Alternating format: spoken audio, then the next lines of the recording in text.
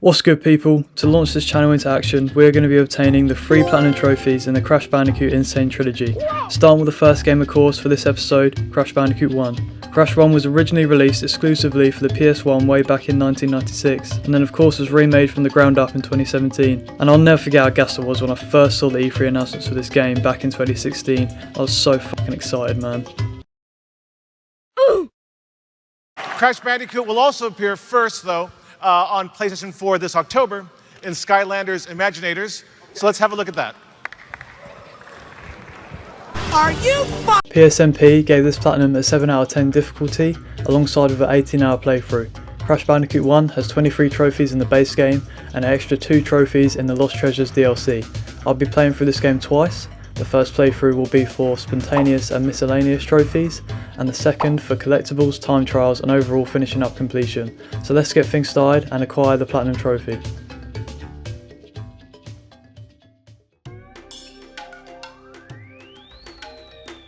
To start off our very first trophy hunt on the channel, I bumped into my first trophy and it was for simply hitting an enemy into another enemy in the same level.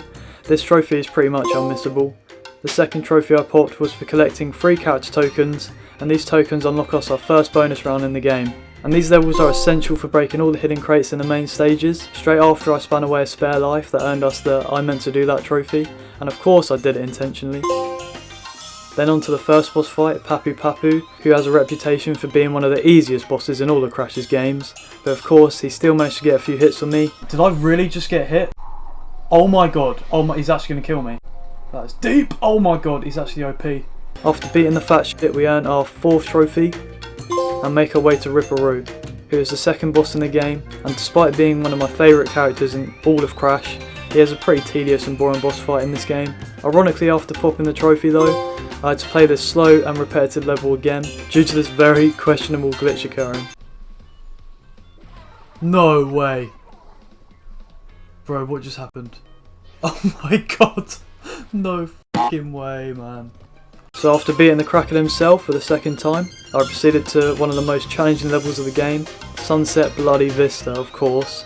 The reason for this is that I can acquire the 3 hidden Cortex tokens in the level. These tokens are spread throughout the stage and upon earning they activate our first Cortex bonus round. And these rounds are much tougher than the usual ones as they require you to perform much tougher platforming and are made far more deadly as they contain the unforgiving TNT crates. Completing this bonus round unlocks us our first golden key that pops us our next trophy. Then we're on to Koala Kong, who certainly seems to be one of the more forgettable Crash bosses, and Bro's been skipping leg day for far too long. Look at this man.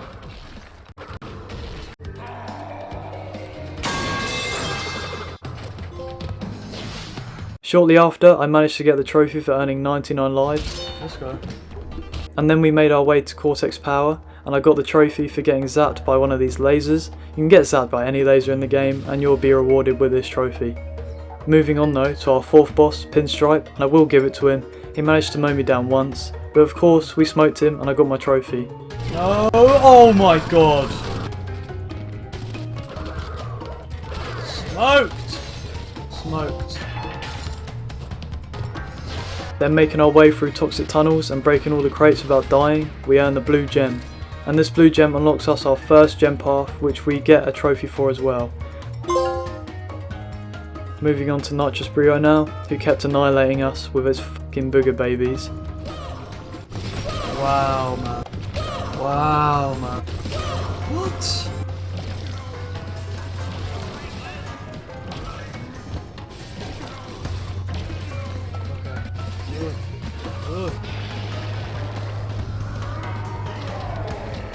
But as soon as I got into his second stage, I smoked him.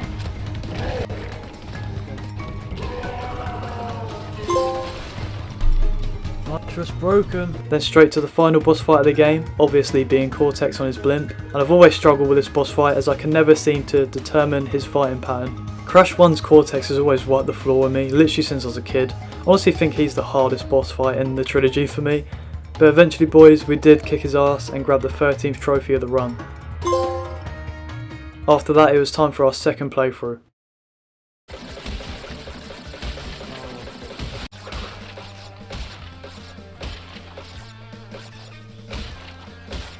Oh my god, okay.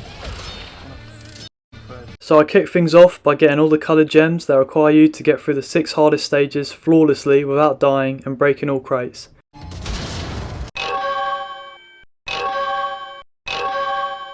Shortly after I earned this trophy for taking home 13 gems. Then back in Jaws of Darkness I had to get the next set of Cortex tokens so I could enter his last bonus round.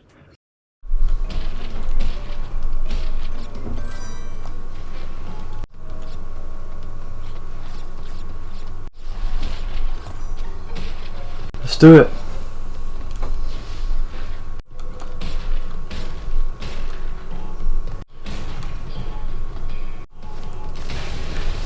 Oh my god. Oh my god. Okay. Yes, sir. And after grabbing the second key in the game, we earn our 15th trophy. And after many broken crates and many gem routes, we finally get our final gem in the bonus DLC level, Stormy Ascent, which kills 2 birds with 1 stone for us, earning the Crown Jewel trophy alongside with the Ultimate Gem Path trophy. I also got this miscellaneous trophy for simply getting killed by this piranha plant. And now for easily the hardest part of the game, fucking time trials. In Crash, completing time trials rewards you with relics, and we need 26 of these bad boys to earn the Practice Makes Perfect trophy, which is definitely the hardest trophy in the game to acquire.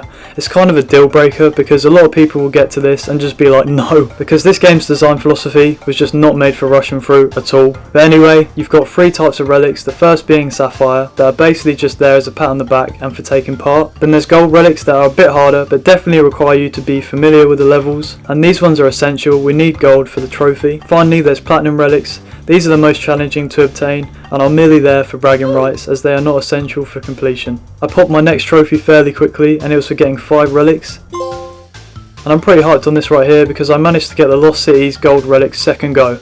So I was pretty hyped on that. Pretty challenging level, but I'm so familiar with the game that I've just managed to get it really quickly. I've played Crash 1 over and over throughout the years, and completing this time trial popped us our next trophy that was for getting 10 golden relics. Now instead of going through all these time trials, I'm just going to list out the 5 that I personally struggled with the most, starting with a proper ball acre, Native Fortress, and spinning these stupid logs is why, they're so annoying, and every time you don't stick the landing you have to restart the level, just like this. Oh, you are fucking having a laugh.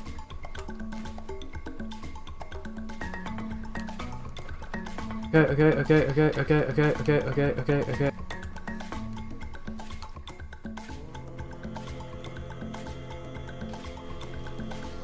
What? Ah!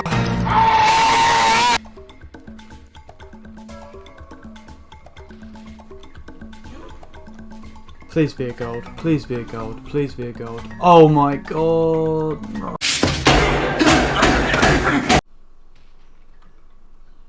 Let's go. That's it. Let's go. Let's fucking go. Oh, that took me like 45 minutes. The next hardest time trial was the High Road, and I mean, this level speaks for itself really. It's iconic for all the wrong reasons. It's just the worst level to get through. Here we go.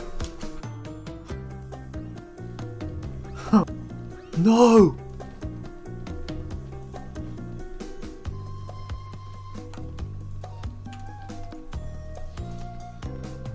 Yeah, do it.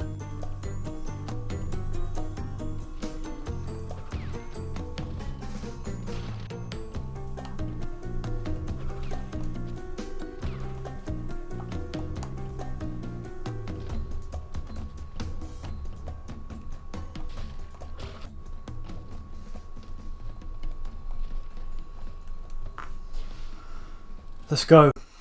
The next level is Fumbling in the Dark, and it does exactly what it says on the tin. You can't see shit, and I always get taken out by the axes. It's a very hard level to navigate through quickly, to say the least.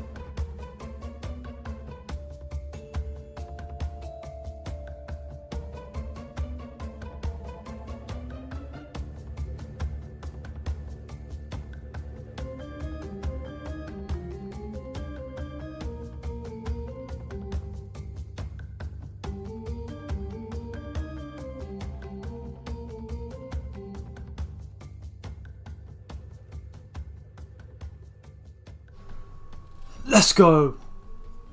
And number 2 on this time trial ranking, we have the lab. And I really struggled with this level, especially because of these bloody lasers. No matter how many attempts, I can never get through it fluidly.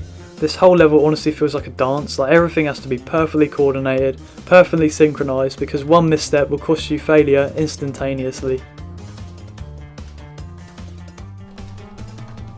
That was decent actually.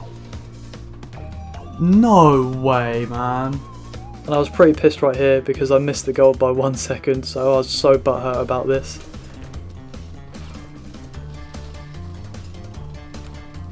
Oh mate, I'm still going too slow. Oh god, that doesn't spell anything good.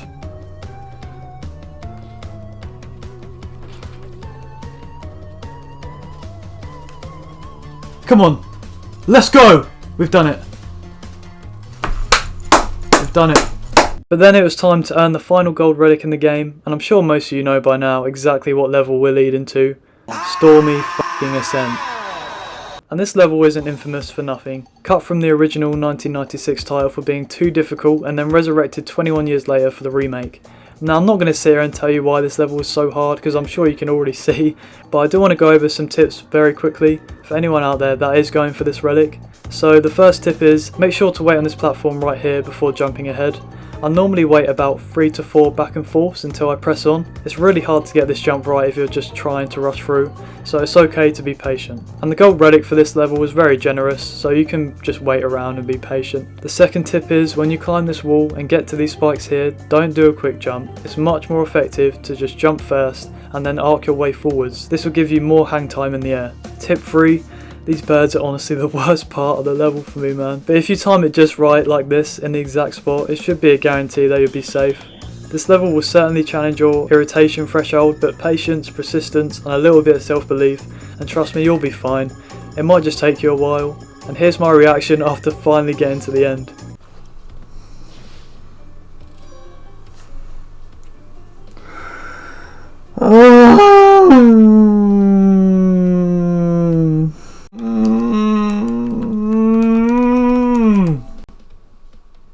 After popping those incredible tough trophies, we only had 2 left to go. The first was a miscellaneous trophy.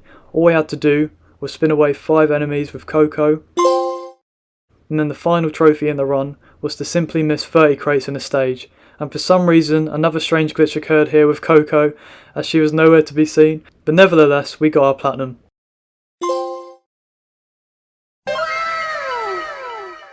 So yeah man, that's it. Crash Bandicoot 1's Platinum completed as my very first video on YouTube. I deeply apologise if the delivery of my commentary on this video doesn't sound very optimistic. Hopefully I can become a bit more confident using a microphone in the future. Also please let me know if my content needs to be better executed.